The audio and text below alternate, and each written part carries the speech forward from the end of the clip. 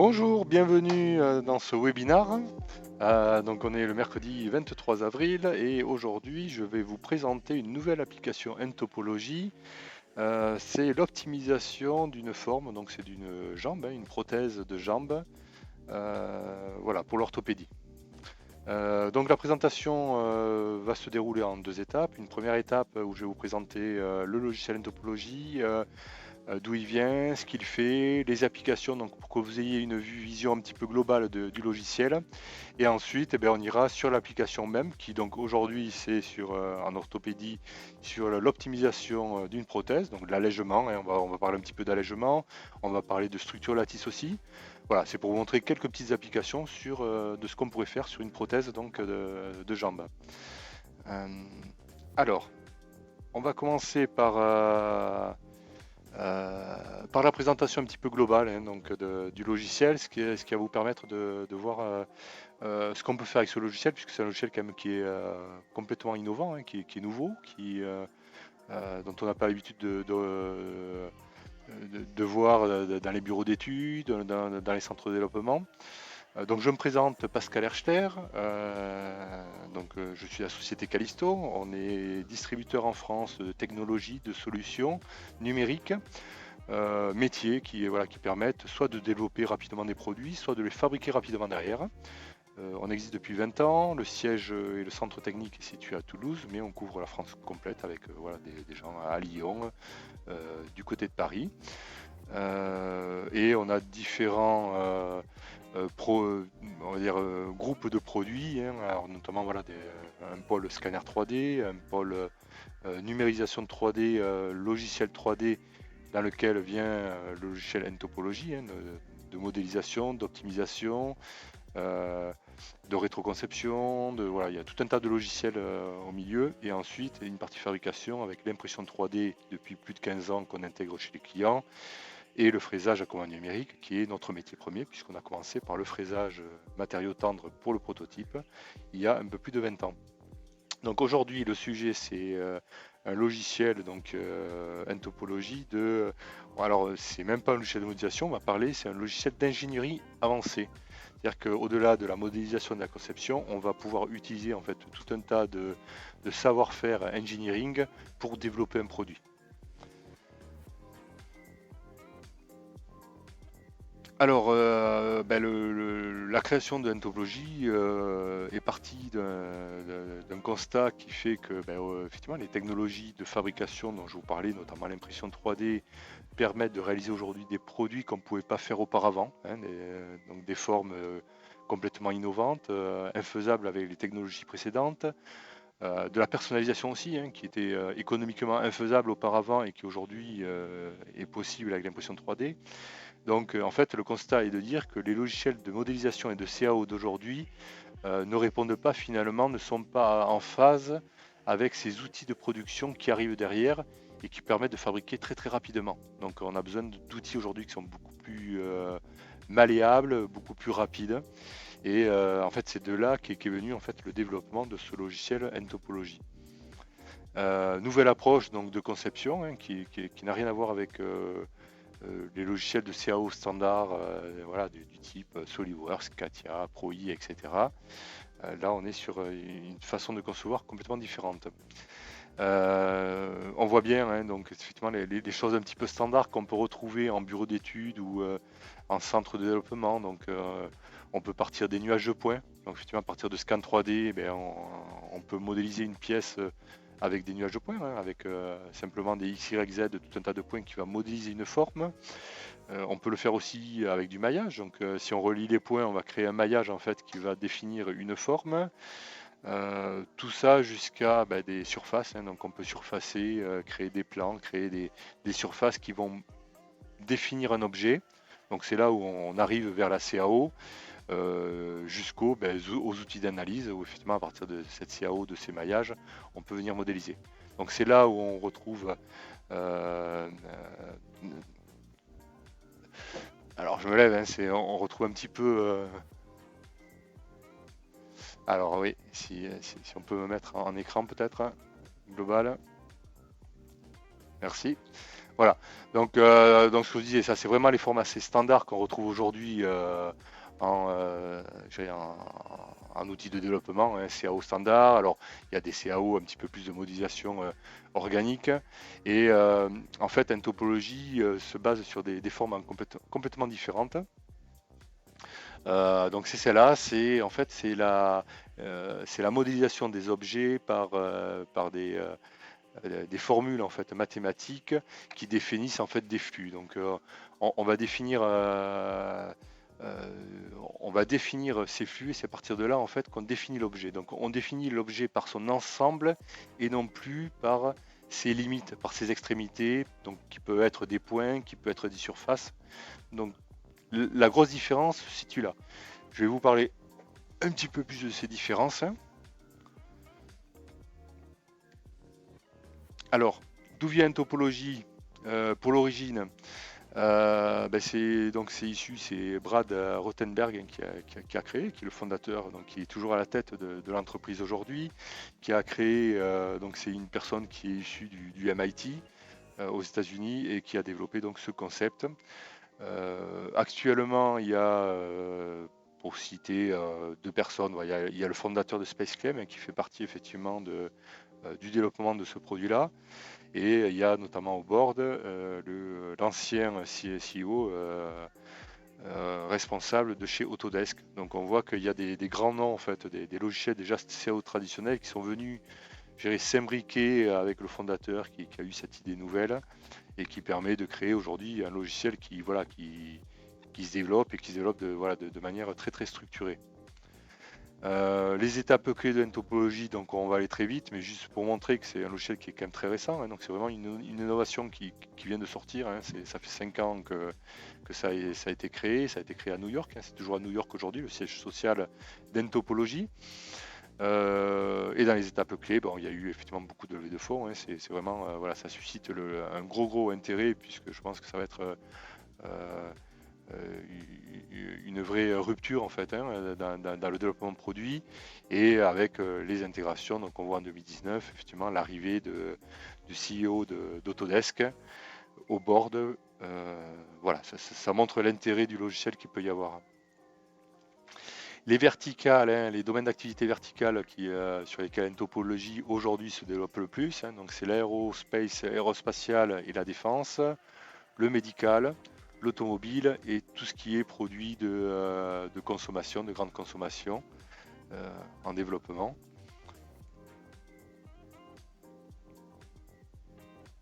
Alors, quelle est la différence? Alors, j'ai commencé à vous l'expliquer, la différence de N-topologie avec les autres logiciels. Donc là, on retombe un petit peu sur ce que je disais, hein, les logiciels, on va dire traditionnels, délimitent en fait une pièce par ses limites, en fait, hein, par ses frontières. Donc on voit sur la partie gauche, effectivement, c'est délimité par des cylindres, par des demi-sphères, hein, l'élément qu'on a là. Chez une topologie, c'est différent, ça va être une équation en fait. Alors on appelle ça une équation implicite, hein, qui est un petit peu absolue. C'est une équation qui va définir en fait cet aimant-là. Donc on le définit plus par des surfaces, par des éléments qui, qui, euh, qui- qui représentent les limites, mais vraiment par l'élément lui-même qui est créé en fait par la formule mathématique. Donc on va voir l'intérêt que ça a. Donc sur ce même élément, hein, cette étoile, on voit au-dessus une représentation standard. Donc ben, c'est sa surface, hein, donc c'est des cylindres, c'est des demi-sphères.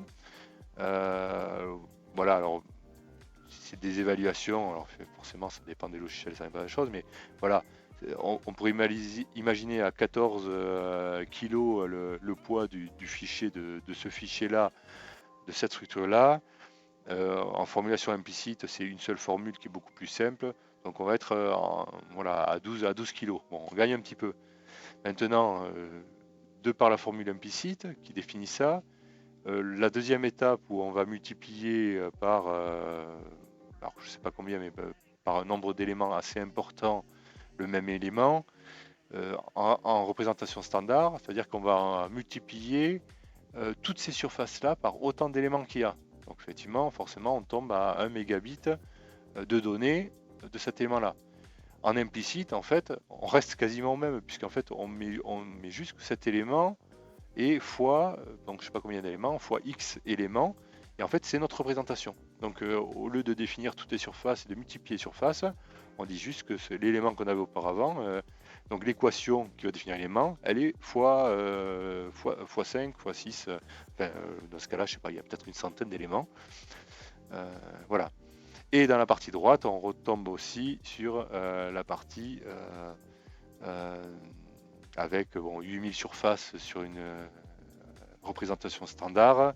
Donc là, on est à 16 mégabits et on est toujours en bas à 12 kg puisqu'en fait, l'élément, on peut dire qu'il est fois 10 000, fois 100 000, fois 1 million, peu importe finalement, l'équation sera toujours la même et donc le volume sera toujours le même.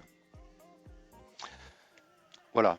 Nouvelle façon de voir le logiciel, c'est la représentation. Donc effectivement, en standard à gauche, on voit encore une fois, on définit un cercle par ses limites. Donc ces limites, ça va être l'ensemble des points qu'on va définir. Donc c'est un ensemble quelque part d'équations qui définissent chaque point. Alors que la représentation implicite de ce sphère, en fait, c'est une seule équation donc, qui définit le volume de ce sphère-là. Et donc c'est plus des limites, mais c'est l'élément en lui-même qu'on représente. Pareil pour 2, donc on retombe toujours pareil sur la multiplication. Je dirais sur un élément, on va dire qu'on a une représentation un petit peu plus simple, mais pas transcendante. Ça peut dépendre des surfaces. Mais voilà, dès qu'on multiplie ces surfaces-là, effectivement, on voit l'intérêt de la représentation implicite. Voilà, pour un doublement, on va se retrouver avec 2 fois plus d'équations sur une représentation standard, 2 fois plus de points, 2 fois plus de surface, alors qu'en représentation implicite, on a nos 2 éléments avec nos 2 centres de cercle et toujours le même élément de la même fonctionnalité. Voilà, donc on voit bien, compliqué, et en fait on simplifie la représentation par une équation simple. Donc c'est une représentation implicite, on appelle ça. Cette représentation implicite va permettre aussi finalement de faire évoluer la modélisation de manière très très simple et de manière très robuste. C'est-à-dire qu'on peut intégrer dedans des contraintes mécaniques, des contraintes thermiques. Donc on voit à gauche, donc c'est des champs d'analyse et de simulation. Et à droite, on voit donc c'est une structure lattice, une structure treillis, et qu'on peut faire évoluer effectivement en fonction des éléments finalement d'analyse. Donc vu qu'on est sur une représentation par équation, si cette équation-là, on la combine avec une équation d'analyse et de simulation, et bien finalement, on vient créer cette structure qui est déformée par l'analyse. Voilà. Donc ça, c'est une manière finalement très très simple et très très robuste en fait de créer des structures très complexes et de manière très très simple. Donc on le voit, donc on se retrouve avec des géométries incassables et quelle que soit la complexité. Donc on est vraiment sur des formules qui vont être définies par d'autres formules, par des analyses, voilà. Alors comment on conçoit? Donc ça c'était un peu pour présenter un peu la différence entre les logiciels standards et N-topologie, pour essayer de s'imaginer comment lui résonne. Et maintenant comment on modélise sur N-topologie. Voilà, donc chez N-topologie, l'unité de travail c'est le bloc. Donc le bloc c'est une fonction. Cette fonction-là permet de créer quelque chose. Donc ça va être une fonction de création d'une sphère, alors je vais vous citer plein de noms de fonctions différentes, création d'une sphère, création d'un cube, une fonction d'importation de modèles, donc importation de fichiers STL, de fichiers CAO, ça peut être des fonctions booléennes, fonctions de fusion, des fonctions d'intersection, de soustraction, ça peut être des fonctions de création de structure lattice, donc comment intégrer la structure lattice dans nos objets. Elle-même c'est une fonction. Voilà, donc il y a tout un tas de fonctions en fait disponibles. Aujourd'hui il y a 350 blocs, donc on appelle. Donc les blocs, c'est soit des fonctions très primaires, de l'importation c'est une fonction très primaire, la fonction création de structure lattice, vous allez avoir tout un tas de formes de structure lattice à intégrer, etc. Elle-même est un bloc, mais c'est un bloc créé à partir de d'autres blocs, en fait, d'autres fonctions. Donc c'est un bloc qui est lui-même assez complexe. Voilà, donc il y a aujourd'hui plus de 350 blocs simples et beaucoup plus complexes et qui sont voilà, en développement permanent, puisque voilà, il y a des nouvelles fonctionnalités qui se rajoutent. Et l'utilisateur lui-même, en fait, c'est bien le principe, peut se créer ses propres blocs avec un ensemble de blocs. Voilà. Donc c'est des blocs de fonctions pour modéliser, pour créer des fonctions. Donc je vais vous montrer comment fonctionne un type de bloc. Voilà, donc l'exemple, c'est on va prendre l'opération booléenne fusion que tout le monde connaît en CAO traditionnel. Cette fonction-là, sur une topologie, ben, il va y avoir la fonction qui a été créée par défaut, trois données d'entrée. Hein. Il y a les corps, donc les 2 éléments, ou 3 éléments, ou 4 éléments, ou n éléments qu'on veut fusionner entre elles. Donc là, on va intégrer en fait toutes les données d'entrée de ce qu'on veut fusionner. Il y a les rayons d'intersection. Donc l'intersection entre les différents blocs eh bien, amène forcément un lien entre les deux. Et on a rajouté en termes de fonctionnalité dans ce bloc-là le fait de pouvoir en fait créer une intersection. Alors on peut avoir une intersection de type sans aucun rayon. Donc il y a un type d'intersection intégré et le rayon d'intersection, si on veut intégrer avec un rayon. Donc à droite, vous voyez la représentation en top. Donc on voit le bloc. Donc c'est comme ça sur le logiciel que vous allez visualiser votre bloc. On voit au-dessus, donc blend type, hein, donc c'est le type d'intersection. Donc rounded, là c'est effectivement c'est une intersection arrondie. Blend radius, donc c'est l'arrondi, ben, on va prendre 2 mm de rayon en fait d'arrondi, donc entre tout ce qu'on va intégrer, et dessous c'est les corps, donc les corps qu'on va fusionner. Donc là on peut mettre autant de blocs qu'on veut et on va fusionner entre eux l'ensemble de ces blocs-là, et donc ça va créer ce bloc-là, une pièce finalement, qui est la fusion de l'ensemble de ces blocs avec une intersection arrondie de 2 mm de rayon. Voilà, donc là ça vous donne une nouvelle pièce finalement, qui est une nouvelle modélisation à partir d'autres modélisations existantes. Ce bloc-là, va être intégré effectivement dans un processus bien sûr de modélisation autre qui est plus grand, comme on peut le voir ici. Qui lui-même est intégré donc dans alors en général on commence par un bloc d'importation hein, puisqu'on importe, ou un bloc de modélisation éventuellement, et derrière avec tout un bloc de modification de nos éléments importés ou créés, jusqu'à arriver à un bloc finalement d'export dans les fichiers qu'on souhaite. Alors on parle d'import-export justement, en topologie, quelle est l'interopérabilité entre les logiciels, on va dire, standards d'aujourd'hui et en topologie. Donc en entrée, ben, on peut effectivement importer tout ce qui est fichiers issus par exemple des scanners 3D, hein, des fichiers de points, des fichiers STL, tout ce qui est CAO, hein, donc STEP, IGES. Mais on peut aussi importer bien sûr des éléments comme on voyait d'outils par exemple d'analyse, hein, donc thermique, analyse de contraintes mécaniques, par exemple, des éléments de contraintes mécaniques.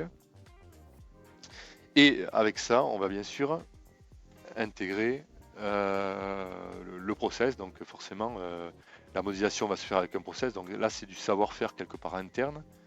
Donc on va, voilà, ça fait partie des données d'entrée, bien sûr. C'est forcément la modélisation à elle-même, avec une façon de concevoir qui est intégrée dans les entrées. Voilà. Et en sortie, ben, qu'est-ce qu'on peut? Pareil, de la même manière, on peut réexporter avec du step, donc réexporter vers des CAO classiques, réimporter vers des logiciels de maillage de maillage, et, ou directement exporter les STL par exemple pour imprimer les fichiers qu'on aura créés.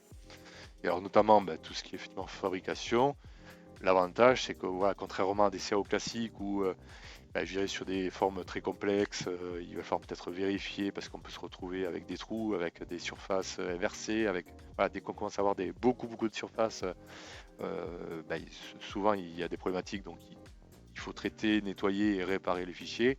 Là, en fait, on a une conception qui est complètement robuste et qui est en fait incassable de par sa modélisation. Alors, que permet de faire N-topologie? Donc, je reviens là-dessus, hein, c'est construire pour résoudre des problèmes d'ingénierie complexe, encore une fois, hein, on est bien là-dedans, on est bien pour résoudre. C'est donner des moyens en fait en modélisation et en création de formes, en création de fichiers, en personnalisation de fonctions, en rapidité, je dirais à la hauteur des outils qu'on a côté fabrication, côté d'ailleurs entrée aussi, hein, numérisation 3D, enfin, pour avoir finalement un flux de travail complet qui va être homogène, voilà, de rapidité, de complexité, de ce que permet aujourd'hui bien sûr les outils.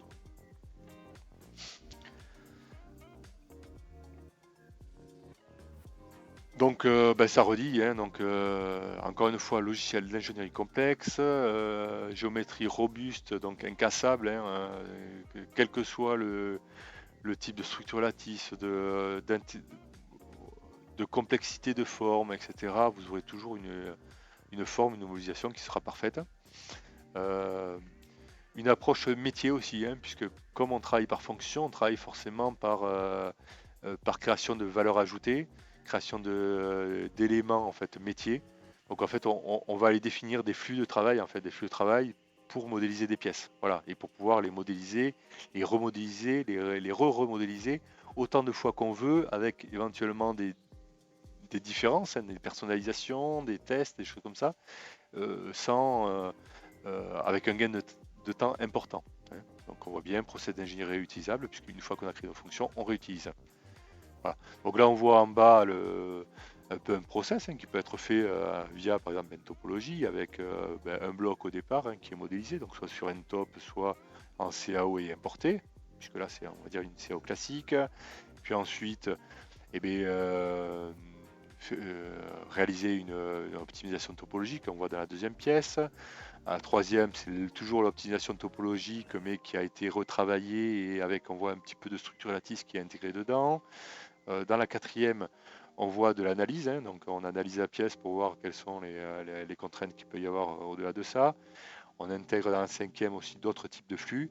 Et on finit par la dernière pièce, finalement, qui est une pièce qui est optimisée, qui a été allégée, mais qui répond aux contraintes qu'on a intégrées, aux contraintes de structure qu'on a intégrées par la suite. Voilà. Donc là, on a un flux typiquement d'ingénierie qui intègre un petit peu tout et qui donne une pièce en fait idéale et optimisée, notamment là pour de la fabrication additive, encore une fois. Voilà. Donc, pourquoi maintenant ce type de logiciel? Encore une fois, c'est parce que les outils de fabrication et les outils effectivement d'entrée de scanner 3D et tout ce qui est impression 3D permettent effectivement notamment de fabriquer ce qu'on va concevoir dans ces logiciels-là, puisque forcément, vu qu'on n'est pas limité et qu'on va aller dépasser un petit peu la modélisation classique, forcément les systèmes de fabrication derrière doivent suivre, et c'est ce que permet aujourd'hui en fait les systèmes de fabrication actuels, hein,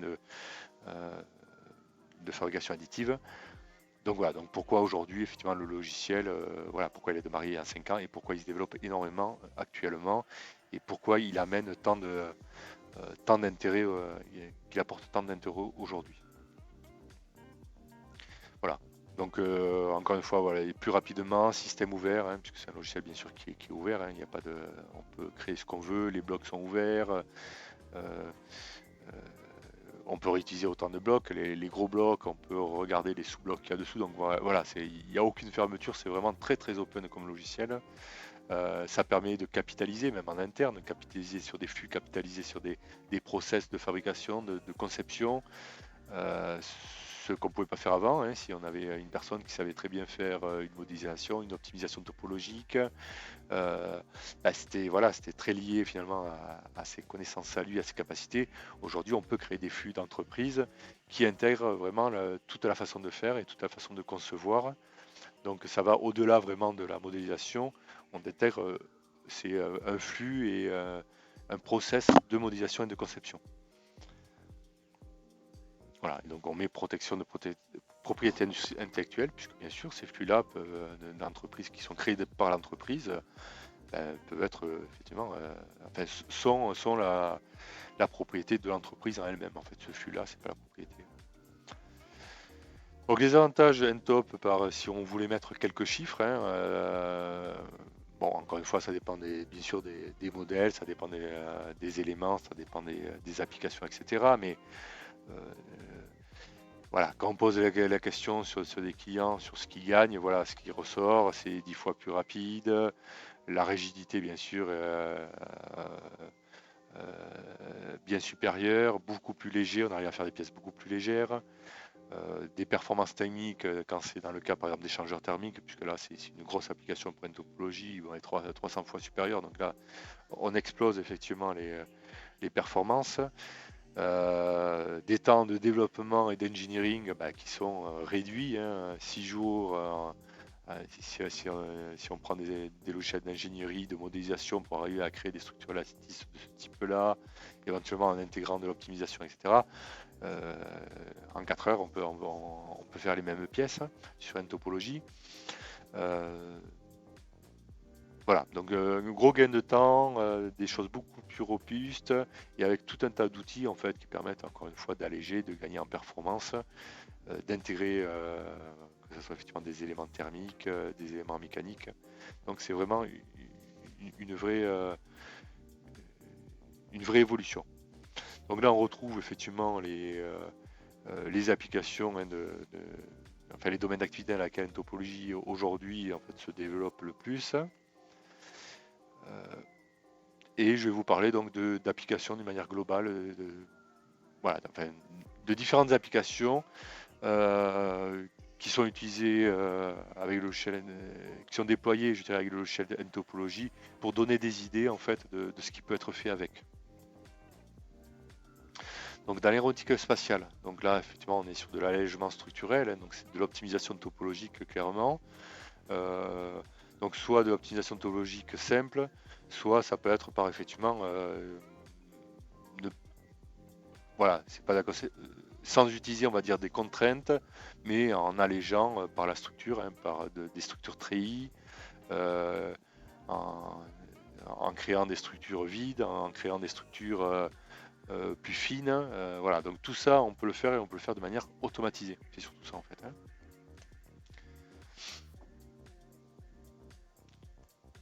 Applications dans l'automobile, alors différentes applications qui ont pu avoir lieu. Donc là, par exemple, c'est la création de mousse numérique qu'on appelle, puisque c'est pas de la mousse, hein, c'est de la matière plastique, on va dire, traditionnelle.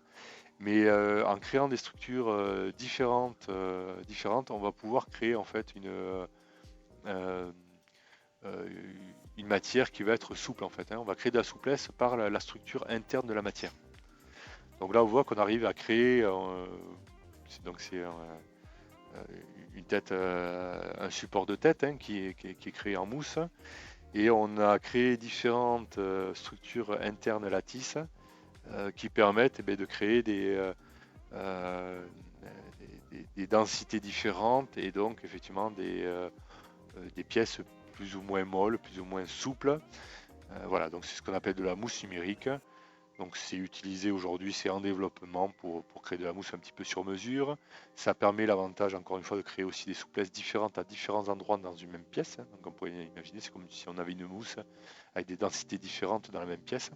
Donc voilà, ça va permettre effectivement de créer ça. Ça peut être aussi des structures qui permettent d'amortir des chocs, par exemple. Hein, donc, et à l'intérieur avec des structures très très différentes.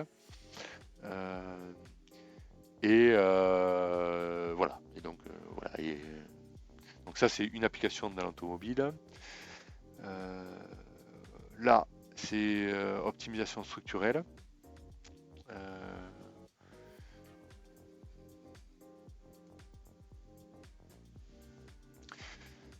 Donc là, on est à l'optimisation topologique, hein, où on va, à partir d'un bloc finalement et de contraintes et de définition de pièces, réduire la matière pour arriver à créer en fait une forme avec une matière minimum par rapport aux contraintes en fait dont on a besoin.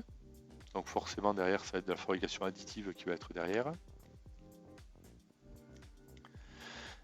Là, c'est une application de consolidation de pièces, hein, donc encore une fois pour faire des gains de poids par rapport, toujours pareil, à des contraintes en fait initiales données.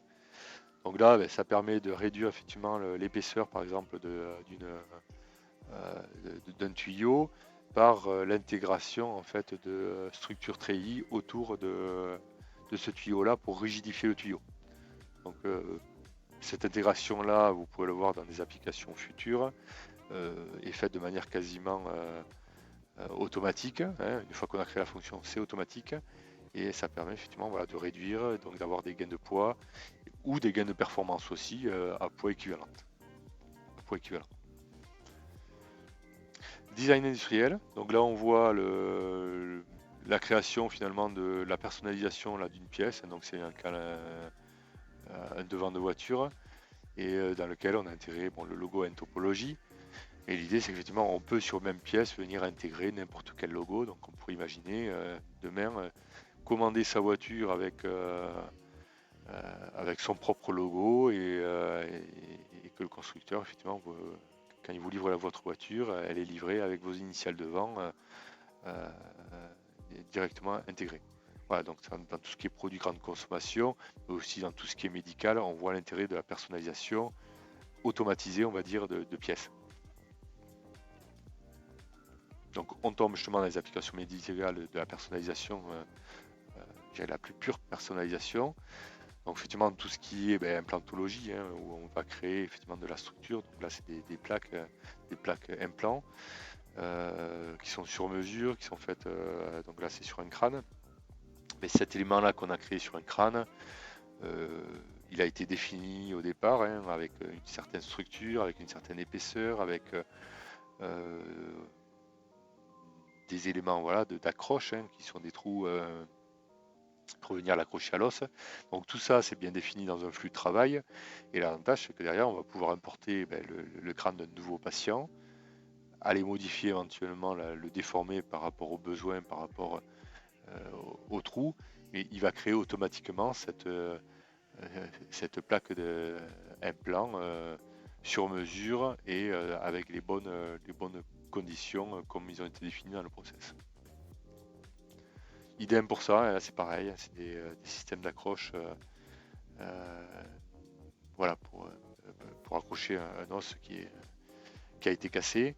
Donc c'est des choses qui sont faites de manière automatisée en fait, hein. Tous ces éléments-là c'est automatisé, donc il y a juste à définir finalement les points d'accroche sur l'os. Il va créer automatiquement la plaque autour, sur mesure et lié à l'os qu'on vient d'importer. Voilà, donc c'est là les données d'entrée, c'est l'os importé et les points d'accroche, c'est tout. À partir de là, la plaque est créée automatiquement et exportée automatiquement. Et donc on n'a plus qu'à la lancer en impression, par exemple en impression de titane dans ce cas-là, et pour qu'elle soit positionnée sur le patient. Donc ça permet justement de gagner vraiment beaucoup de temps pour quand il y a des urgences, pour pouvoir effectivement faire une opération au plus vite. Voilà, là c'est donc c'est une semelle, c'est de l'exploration de concept. Donc là c'est pareil, vu qu'on définit un certain nombre de process, on peut très bien définir un process de fabrication, dans ce cas-là de semelles, et aller faire varier en fait des éléments. Hein. Donc ça peut être des éléments de forme, des éléments de contrainte, pour finalement aller tester différentes choses de manière très très rapide. Et, aller changer la texture par exemple là, de cette semelle par des formes différentes, ça c'est quasiment immédiat. Là où sur un logiciel, ce serait très complexe et ça demanderait sûrement plusieurs heures, voire plusieurs jours pour aller remodifier cette texture-là différemment. Donc là, on peut vraiment itérer beaucoup plus rapidement et on peut explorer donc gros intérêt dans tout ce qui est développement et test et recherche. Application grand public.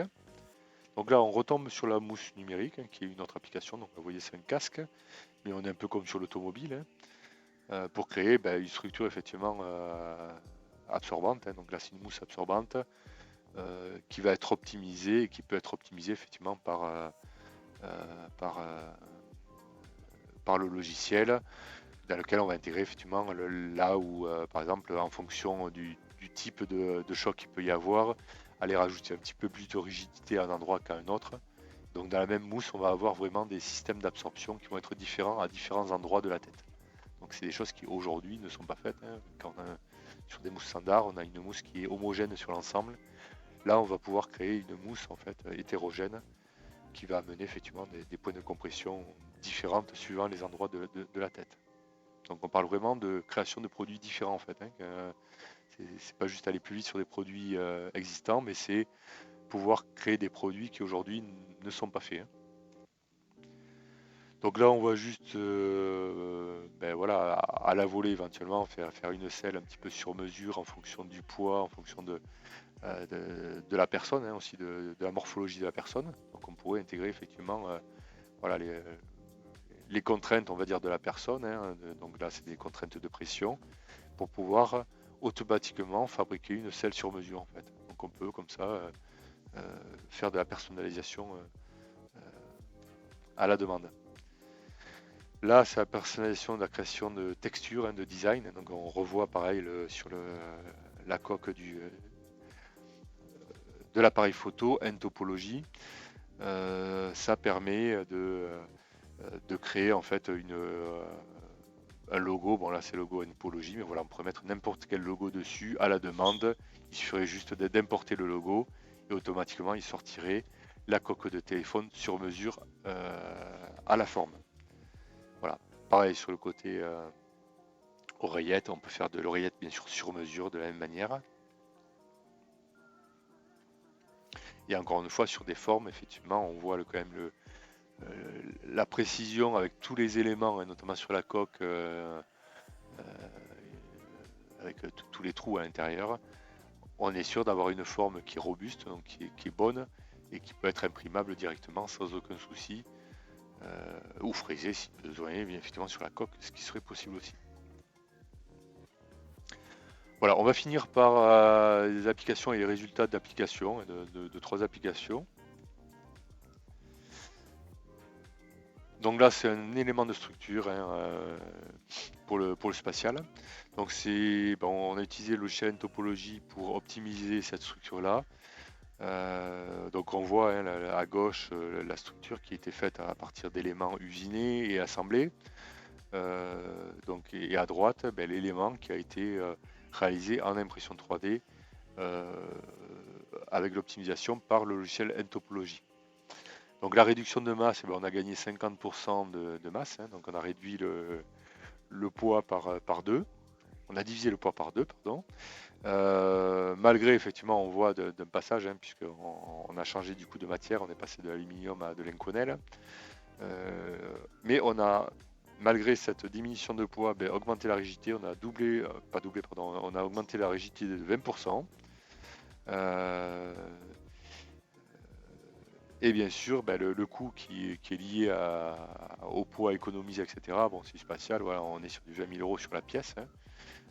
Voilà. Et cette optimisation-là a été faite effectivement en 6 semaines entre l'optimisation, la fabrication et l'installation. Donc on parle bien du flux complet en fait de l'idée, on va dire, à la mise en place. En 6 semaines, on a pu le faire. Ce qui est complètement nouveau, qui n'était pas faisable jusqu'à présent. Donc on va voir cette structure-là aussi à droite qui a été conçue, comment elle est, puisque elle est très particulière. On a l'impression qu'elle est relativement simple en treillis. En fait, elle est un petit peu plus complexe que ça. Donc je vais zoomer là-dessus. Et on voit, voilà, que la structure treillis, en fait, elle-même, est une structure treillis avec une structure intérieure, en fait, lattice, hein, gyroïde, en fait, hein, une structure gyroïde, on voit. Donc effectivement, faisable qu'en impression 3D.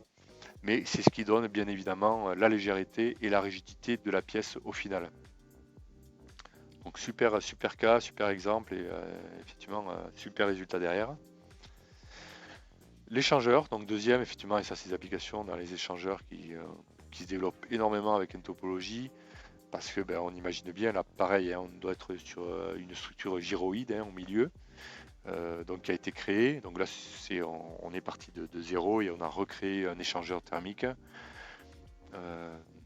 Donc par rapport à un échangeur qui existait précédemment, hein, donc carburant huile, on a réduit la masse de 40%. Les surfaces finalement d'échange entre les deux fluides, on a augmenté de 146%. Donc là on voit bien, hein, des éléments gyroïde au milieu de structure, on imagine bien les flux qui passent, il y a beaucoup de surfaces de contact. Donc qui dit beaucoup de surfaces de contact dit beaucoup d'échanges. Le temps de conception de la pièce, ben, c'est 2 jours, hein, donc entre la conception extérieure, l'intégration, l'optimisation.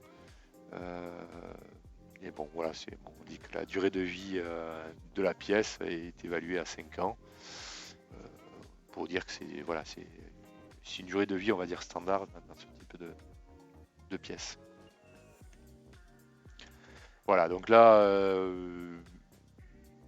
c'est juste pour montrer en fait ces applications des implants avec des structures effectivement qui aujourd'hui sont infaisables avec des logiciels standards.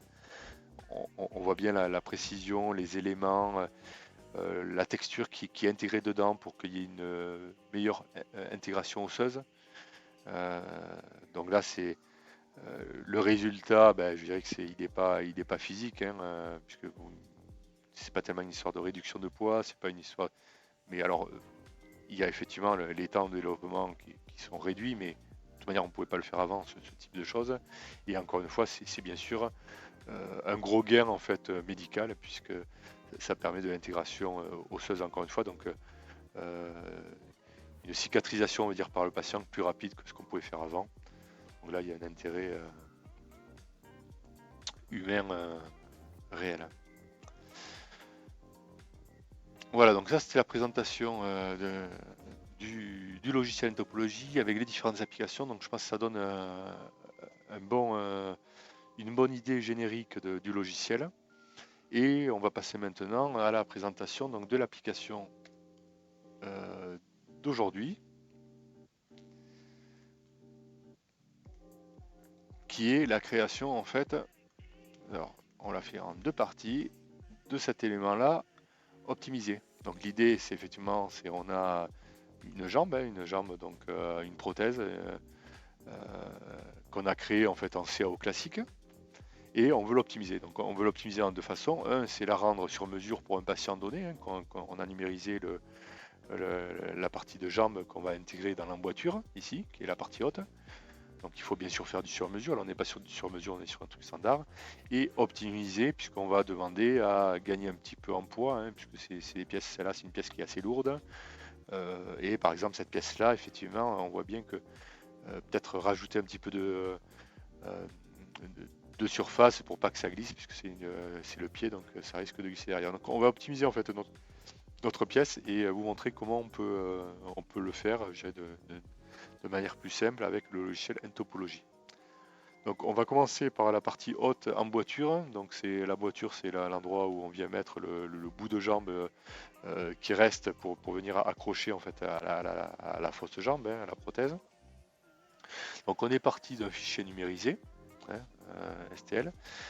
Donc là vous voyez le logiciel comment il est constitué. Donc il est constitué de différents menus, hein. Donc il y a un menu créé, donc il y a le logiciel de modélisation. Finalement on va retrouver des formes standards.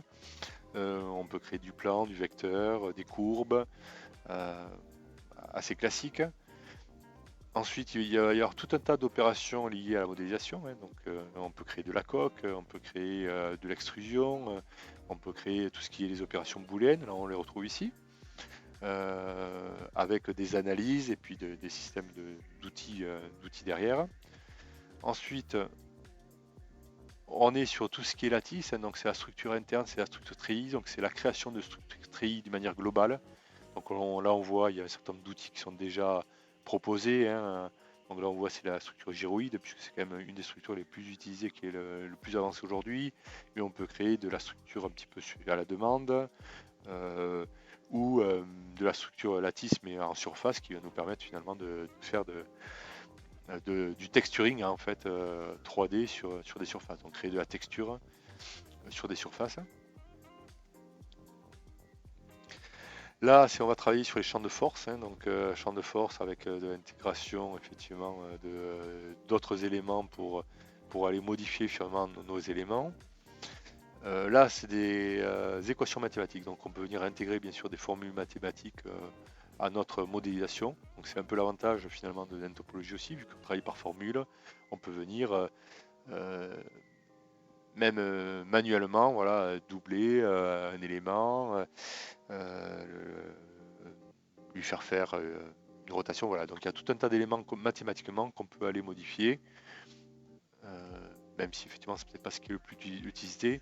Tout ce qui est simulation, donc il y a des outils de simulation, et donc on peut venir intégrer de la contrainte dessus et voir.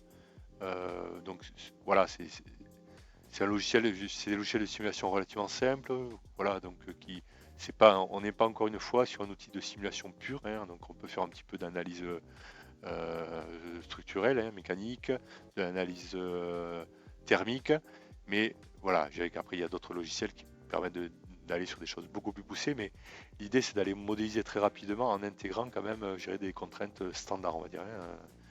Donc voilà, donc on peut intégrer les contraintes donc directement dans le logiciel, ou à partir, effectivement, si on veut aller plus loin, importer des logiciels qui font que ça pour venir importer des éléments plus précis, euh, plus définis. Voilà, un système là d'utilitaire aussi, où on peut venir notamment tout ce qui est conversion de fichiers entre les surfaciques, entre les polygones, les retravails, etc. Et le côté manufacturing où bon, on voit c'est beaucoup de couches, mais où on peut aller retravailler, on peut aller optimiser le système de fabrication, que ce soit la fabrication manufacturing ou l'additive manufacturing. Donc il y a tout un tas d'outils comme ça qui le permettent.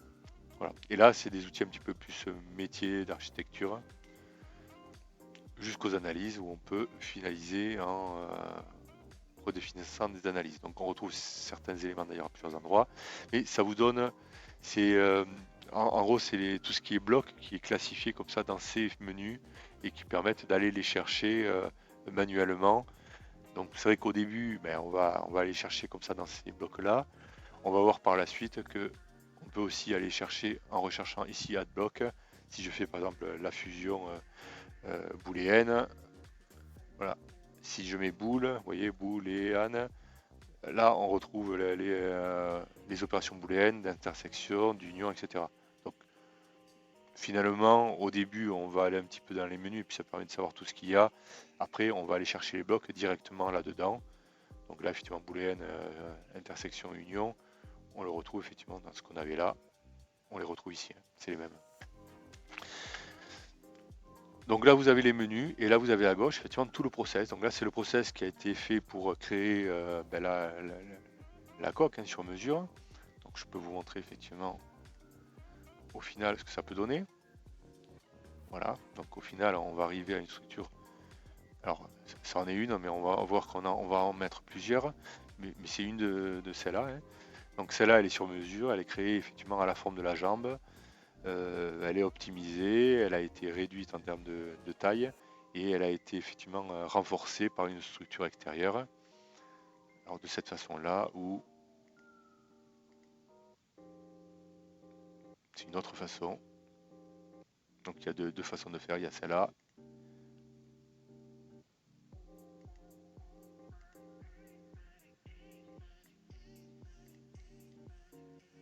Ou celle-là.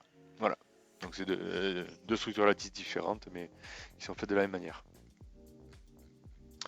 Alors on va commencer par le premier. Donc on voit, hein, il y a un premier bloc. Donc j'ai bien détaillé les différents blocs pour expliquer comment ça a été conçu le flux de travail pour réaliser cette emboîture sur mesure et optimisée. Donc il y a un import, hein, au départ. Donc là on voit le bloc d'importation du modèle maillé. Hein, donc on est allé le chercher, on a mis l'unité. Si je clique là, ben, on voit la visualisation. Donc ça c'est effectivement, c'est forcément, hein, c'est un fichier polygone qui est intégré. Ce fichier polygone, on va les porter en bloc, c'est-à-dire que c'est un bloc solide, hein, qui s'appelle. Donc pareil, donc on va rechercher le même, mais il va créer automatiquement en fait un bloc fermé pour créer un solide. Donc ça, c'est deux façons d'importer. Ensuite, on va concevoir, on va en fait définir les différents éléments de la région. C'est-à-dire qu'effectivement, il y a la partie basse, par exemple, pour faire la chaussette. Donc on va aller définir les différentes surfaces qu'on va utiliser derrière pour réaliser la modélisation.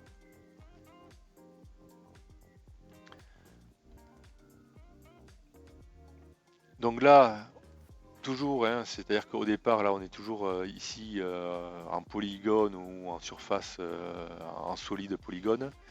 On va passer en fait en implicite, puisqu'on va transformer ces éléments-là qui sont toujours aujourd'hui là des éléments finalement standard CAO, et on va les passer sur un modèle implicite pour les transformer finalement en une formule que va comprendre une topologie et qui va nous permettre derrière de travailler plus simplement.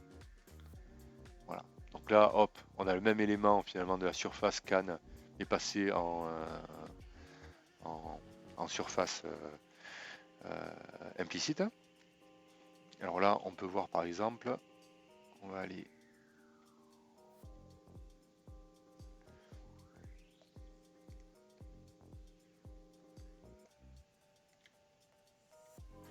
voilà. Alors je voulais vous montrer ça.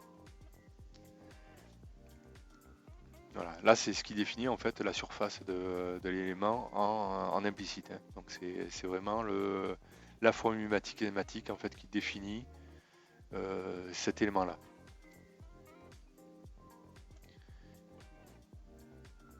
Et si on met un contour d'intervalle, voilà, on voit qu'effectivement cette formule mathématique-là, en fait, l'avantage c'est que elle peut être définie, mais finalement avec une seule valeur, cette même forme-là va être étendue ou réduite en une seule valeur en fait, hein. Donc on n'est vraiment pas sur la surface, on est sur une formule qui définit en fait la forme.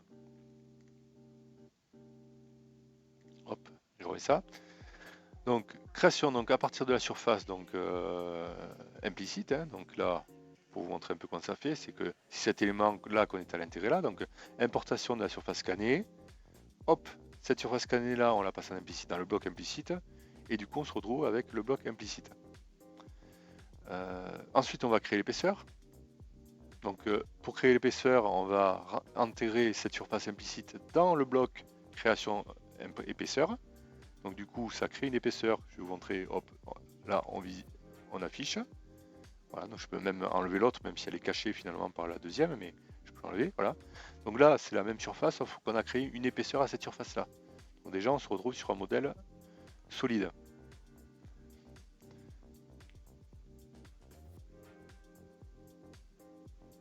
Ensuite, on va reprendre le côté solide qu'on avait créé auparavant.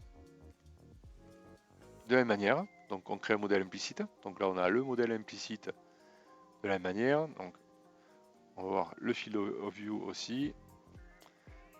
Je cache pour qu'on voit bien le process, hein. Donc après, on peut aller, voilà, on voit bien l'ensemble là. Et on peut définir un contour pour montrer toujours pareil le principe. Hop. Le principe des blocs. Voilà, donc on est vraiment sur de la modélisation implicite. Hop, je raffiche.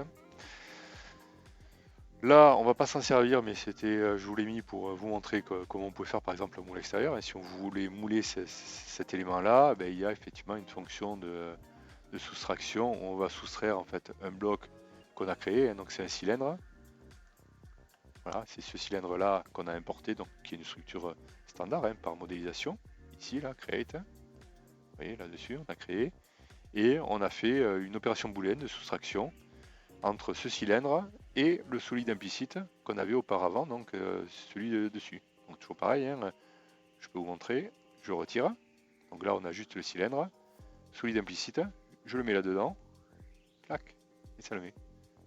Et donc maintenant, si je mets cette fonction de soustraction, ça l'a créé. Alors j'enlève bien sûr le précédent. Et celui-là, bien sûr. Voilà. Donc on a bien notre opération de soustraction, donc qui est visible, et qui est en fait qui est cette modélisation là qui est représentée par un cylindre avec la soustraction de l'élément solide implicite qu'on a créé. Voilà, donc ça c'est déjà un moule. Donc on voit bien que les différentes fonctions comme ça, c'est des fonctions dans des fonctions qui sont créées, et donc on peut se créer ses propres fonctions finalement, qu'on va réutiliser derrière. Donc les 350 fonctions qui sont mises à disposition, ben, ça a été voilà, développé à partir de fonctions originales, sources, qui ont été créées. Mais encore une fois, c'est non seulement ça va se développer et on va en proposer de plus en plus, mais vous-même, vous êtes capable en fait de créer vos propres fonctionnalités liées à vos métiers, liées à vos process. Et là, ben, c'est votre savoir-faire. Donc c'est aussi une manière, on voit bien, d'intégrer du savoir-faire et capitaliser finalement sur ces processus internes. Alors je retire ça parce que là c'était juste pour montrer un exemple de moule, mais donc on était bien sur notre modèle implicite solide. Alors là-dessus, on va créer une surface cannée. Pardon, une structure lattice. Donc là, on a créé une structure lattice alors de type c'est Voronoi, hein, c'est un type de structure hexagonale.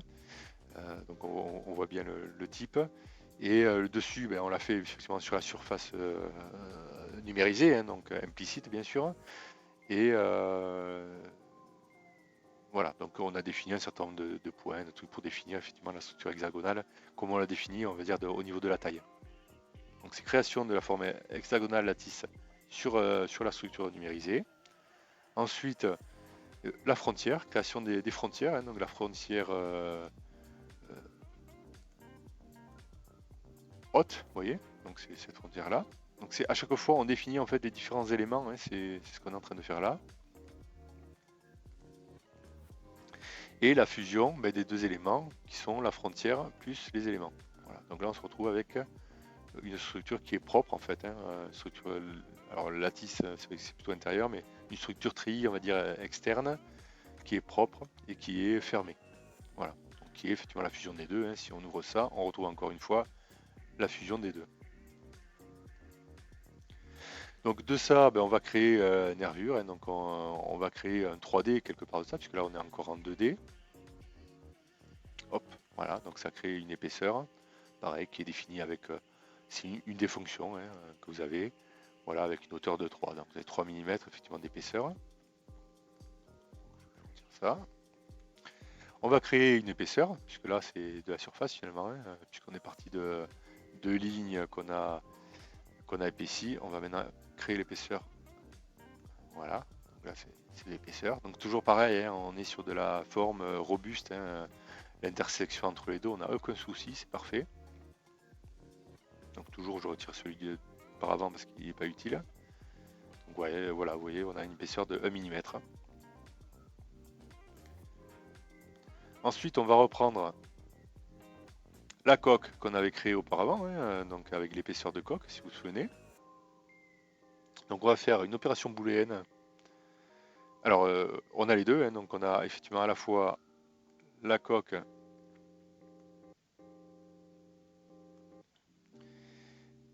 et la nervure. Donc c'est une opération fusion entre la partie nervure ici et puis la partie coque auparavant.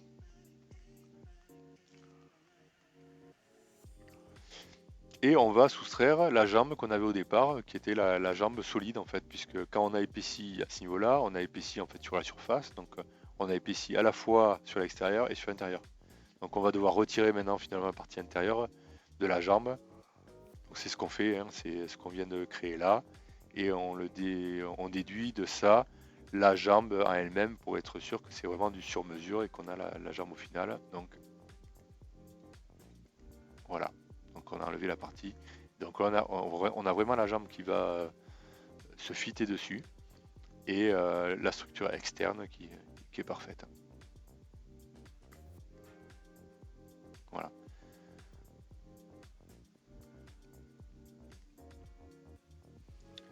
Donc là on a défini finalement notre chaussette, hein, notre chaussette pour sur mesure et optimiser. On peut faire de la même manière en fait avec une autre type de structure. Là c'était hexagonal, mais voilà, là c'est un autre type, donc ça s'appelle du centroïde triangle. Il y a tout un tas d'autres éléments hein, qu'on peut faire, mais de la même manière, boum, on étend, on épaissit, on vient combiner avec la première chaussette de la même manière, et on soustrait la jambe au final, et on se retrouve avec la même structure. Donc là, ce processus-là, a l'intérêt, c'est qu'effectivement, on l'a fait une fois et on sait que ça correspond bien, que ça marche très très bien. Et bien on a un nouveau patient, on numérise sa jambe, On intègre dans la donnée d'entrée effectivement à l'importation la nouvelle jambe et automatiquement en fait il va nous sortir cette pièce là. Donc on peut créer aussi un bloc ici d'export, il va exporter cette jambe de manière automatique. Voilà. Donc ça c'était la première partie, on va passer sur la deuxième partie qui est l'optimisation de la jambe et notamment l'intégration aussi effectivement de la chaussette bien évidemment. Donc là maintenant qu'on a compris un petit peu plus, c'est pareil, donc là import CAO, c'est import CAO effectivement de ce qu'on a, donc là c'est du step qui a été importé.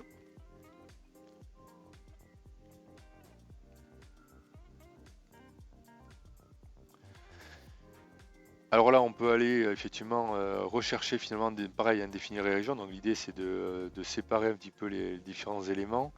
Donc là, par exemple, on est allé chercher, puisqu'à l'import, on importe un step, mais qui dedans, c'est un assemblage en fait, qui de nombre de plusieurs éléments. Et on va aller, par exemple, dans ce cas-là, rechercher en fait un type d'élément. Donc là, c'est l'élément O, qui est la partie effectivement chaussette maintien de la jambe.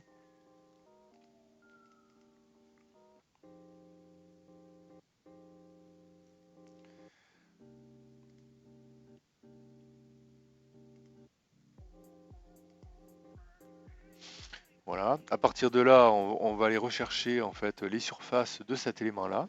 Donc on retrouve bien le corps d'emboîture et on va aller, si vous voyez bien, face.15, face.26, face.27. Puisque dans la CAO, forcément, dans l'intégration de la CAO, chaque élément est une surface en step. Donc on peut aller bien évidemment aller rechercher les surfaces et profiter finalement de ce qui a été fait en CAO pour aller travailler sur une surface, sur des surfaces.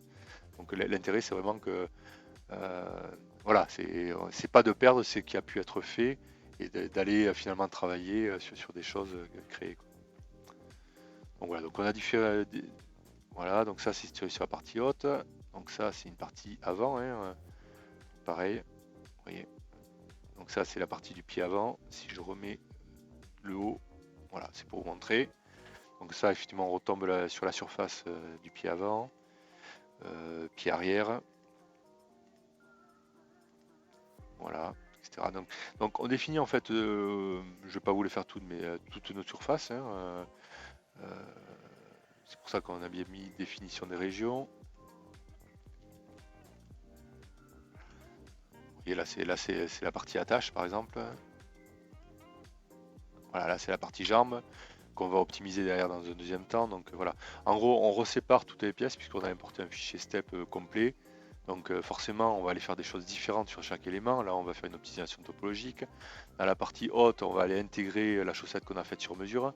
Et sur la partie pied, on va intégrer de la texture par-dessous. Donc voilà, donc on sépare, on définit les surfaces qui nous intéressent sur lesquelles on va travailler ou les pièces qui nous intéressent et on va travailler derrière. Donc là, on est sur l'optimisation de la chaussette.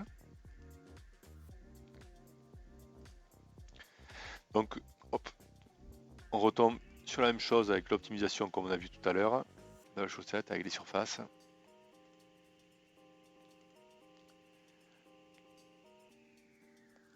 Voilà, et intersection bien sûr avec la partie toujours pareil pour se caler pile poil au patient. Donc là on retombe sur une chaussette en fait qui a été optimisée. Donc de la même manière qu'on l'a fait tout à l'heure, je vous ai monté plus précisément. Là on l'a fait de la même manière, mais en fait voilà à partir d'un fichier CAO en fait, et donc bien sûr du modèle patient.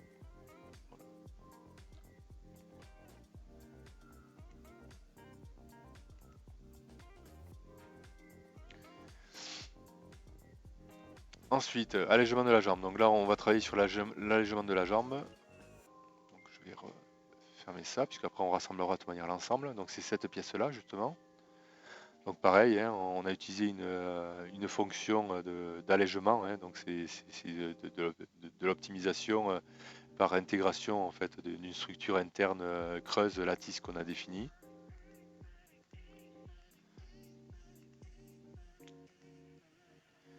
Voilà, alors vous voyez, c'est du cubique centré intérieur. Donc je vais vous montrer, on va faire une coupe, comme ça, vous allez vous rendre compte un peu mieux.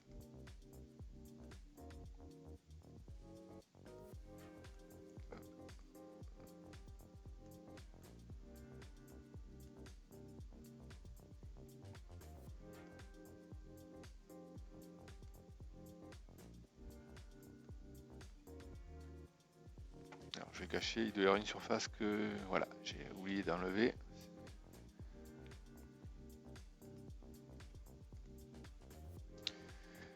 Voilà. Voilà. Donc là, on voit au milieu. Alors, je vais retourner pour qu'on soit dans le bon sens. Voilà. Donc c'est une coupe qui a été faite de manière.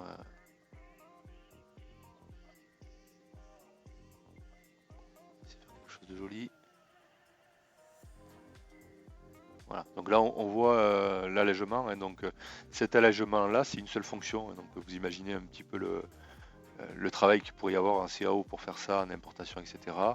Ben là, en fait, il suffisait juste de la jambe. Donc c'est le fichier, hein, c'est le fichier jambe qu'on avait au-dessus, qu'on est allé récupérer de la CAO. Simplement, c'est la pièce jambe de la CAO. On l'intègre ici. Là, on a défini ici la structure. Vous voyez. Alors, on va aller s'amuser. On va aller mettre autre chose. Hop, vous voyez. La structure est différente. Et qu'est-ce qu'on pourrait mettre hexagonale.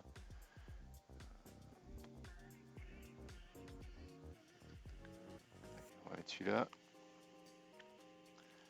Voilà, vous voyez, structure plus légère. Donc bon, on va laisser celle-là, c'est celle qui nous intéresse, puisque c'est une pièce qui. Allez, c'est pour quelqu'un de très léger, par exemple. Voilà. Donc là on voit bien. Et encore une fois, l'avantage c'est que peu importe finalement ce qu'on met à l'intérieur, on est sûr qu'en fait c'est vraiment la construction a été robuste. C'est-à-dire quand on dit robuste, c'est que on n'a pas de problème de facettes, on n'a pas de problème de quoi que ce soit. C'est une pièce qui est vraiment fabricable, sur laquelle il n'y aura pas un trou, il n'y aura pas des éléments ici à l'intérieur qui seront cassés, ou il n'y aura pas des trous, il n'y aura pas des tunnels, il n'y aura pas des. Voilà, c'est une pièce qui est vraiment complètement finalisée. Allez, on va laisser ça comme ça. Ensuite, on va perforer. Alors, je vais vous montrer juste l'intérêt. Voilà, peut-être qu'il faut que je retire ça.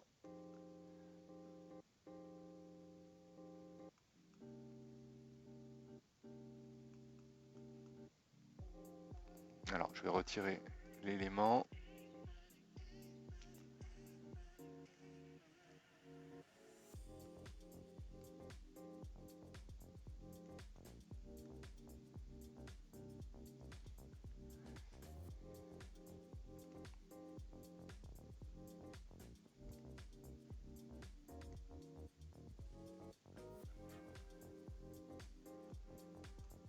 Voilà.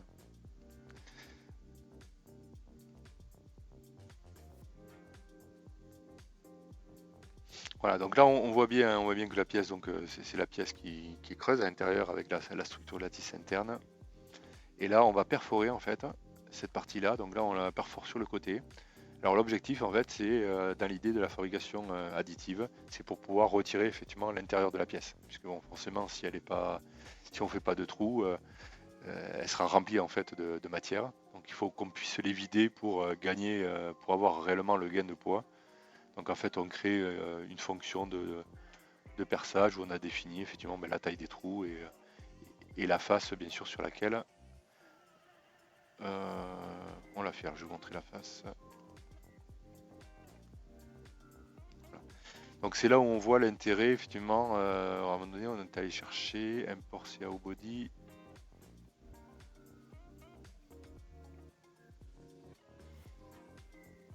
Mais pardon, je suis pas au bon endroit. Voilà, CAO face 0. Voilà. Et c'est en fait c'est la face, c'est pour ça qu'on a défini autant de choses auparavant. C'est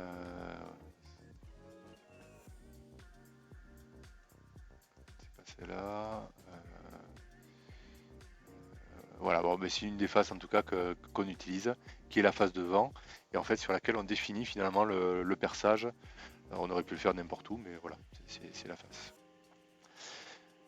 Donc ça, c'est l'optimisation de la jambe, hein, donc c'est aussi simple que ça, c'est deux fonctions. C'est enfin une fonction d'allègement finalement, et puis une fonction de... on la retrouve là, la face, voilà, en fait, elle n'avait pas été créée avant, elle a été créée au milieu, peut-être qu'on pourrait la remonter finalement. et le perçage. Donc à partir de là, on a la pièce qui est fabricable, on peut la lancer à l'impression 3D pour qu'elle soit la plus légère possible. Pour le pied, donc pied avant, donc pareil, pied avant. Donc là, on va créer une structure de devant, hein, une structure d'importation. Donc partie avant, partie arrière, vu que c'est sur des plans différents en fait, on le fait en 2 étapes. Voilà, donc on se retrouve effectivement avec une zone texturée vraiment sur le pied. On va faire pareil sur le pied arrière. Pareil, hein. Voilà, et je dirais que là on a notre modèle optimisé, on va dire complet, hein. Alors on pourrait faire une fusion maintenant de l'ensemble. Alors on va prendre celui-là qui est perforé. Alors, cet élément là, et on va reprendre l'attache voiture là. Et donc là on a notre élément complet qui est finalisé, donc avec l'optimisation sur mesure de l'emboîture, l'optimisation et la légèreté de la jambe, et effectivement le pied qui a été avec une texture spécifique pour que ça ne glisse pas. Voilà. Et alors ben, je vais vous montrer du coup, on va se faire une fusion finale de l'ensemble pour faire un seul élément. Donc on va faire, comme j'ai fait tout à l'heure, booléen, parce que je connais pas bien tout. Voilà, union, donc c'est bien. Donc là, on a notre élément là et on va aller le mettre en dernier, forcément. Et on va rajouter les différents corps. Donc on a bien sûr celui-là. Alors c'est pas forcément dans l'ordre, mais on va le faire dans l'ordre de création. Celui-là. Ensuite, on va aller chercher celui-là.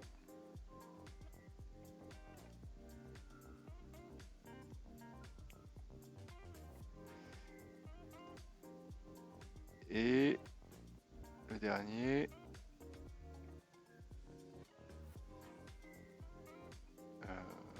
Alors c'est peut-être pas le dernier, mais il faut celui-là aussi dans la voiture. Et qu'est-ce qu'il manque? Il manque, ben, il manque rien. Donc on a tout, on a tous les éléments. Alors si. Donc pied arrière, pied avant, intersection corps. Ouais, il n'y a pas celui-là qui est fait.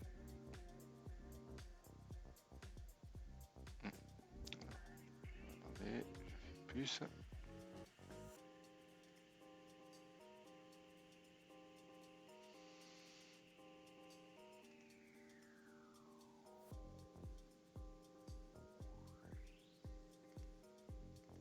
Voilà, c'est celui-là. Voilà, donc là je ferme.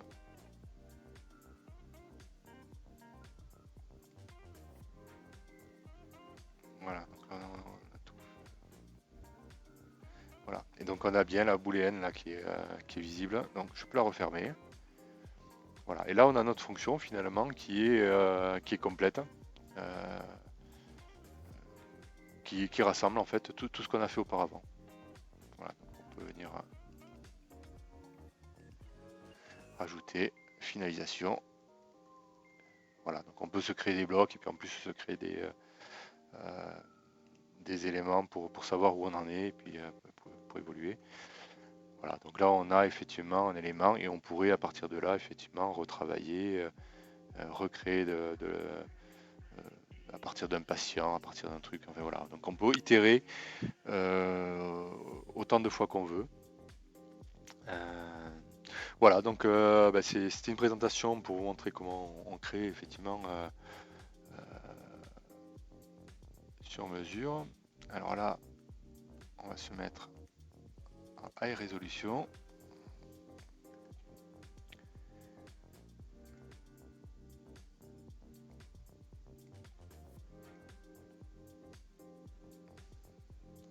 Voilà, c'est en train de calculer pour faire l'affichage.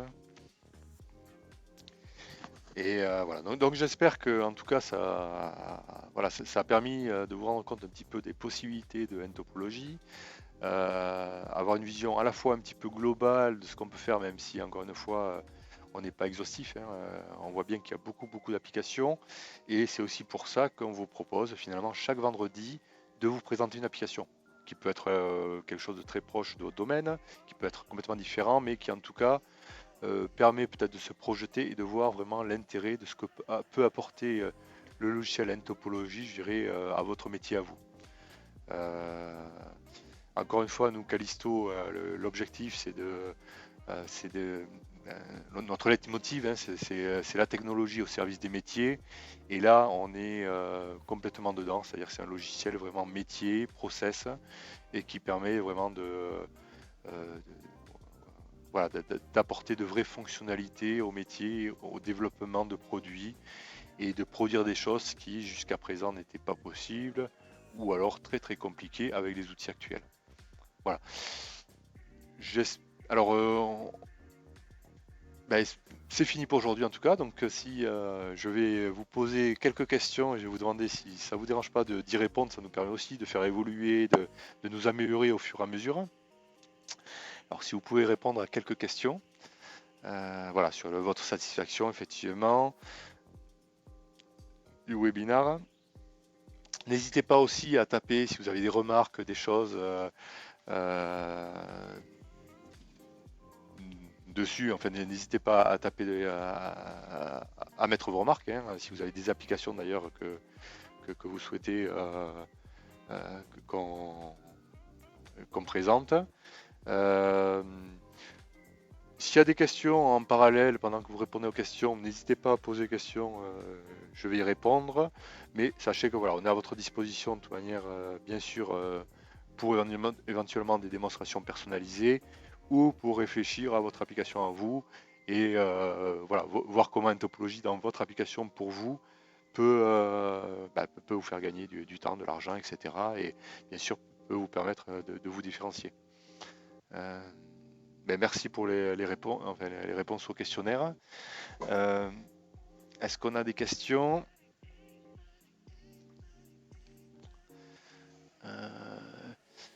Alors, je vois une question. Donc, est-ce que le logiciel, effectivement, quel est l'ordinateur nécessaire un petit peu pour ce type de logiciel?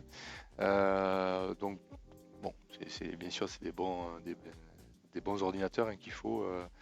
Mais on va dire voilà, c'est des stations de travail un petit peu comme on a en CAO, assez classiques, voilà, avec des Intel dernière génération, une carte graphique, une bonne carte graphique, et puis un petit peu de RAM, voilà, tu as 32, 64, ça tourne très bien. Après, c'est toujours pareil, ça dépend, plus la forme est grande, plus il y a de complexité, plus il faut de puissance, donc voilà, mais moi j'ai un PC portable qui est voilà, un bon PC portable, mais ça reste acceptable. Voilà. Je vous remercie d'avoir participé à ce petit webinaire du vendredi. Je vous dis donc à la semaine prochaine pour une nouvelle application. N'hésitez pas donc à vous inscrire. Je vous souhaite un excellent week-end et à bientôt. Merci. Ciao, ciao.